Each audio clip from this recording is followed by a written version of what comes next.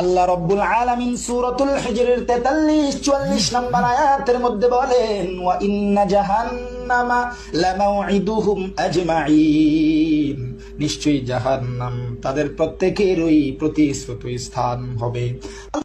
এ বন্ধু, হাফিজুরের দালালি ছাড়ো। আল্লাহ তাআলা এত নাজ নেয়ামত দান করছে, এত সুন্দর কণ্ঠ দান করছে, কারো দালালি করার জন্য না, একমাত্র জন্য বলি, কারো দালালি করার দরকার নাই, কারো সুর নকল করার দরকার নাই। আল্লাহ তোমার যে সুর দিছে ওই সুরটা নিয়ে সন্তুষ্ট থাকো। এরে, তুই যে আমারে নসিহত করলি, তোর গলায় তো হাফিজুরের আওয়াজ শোনা যায়।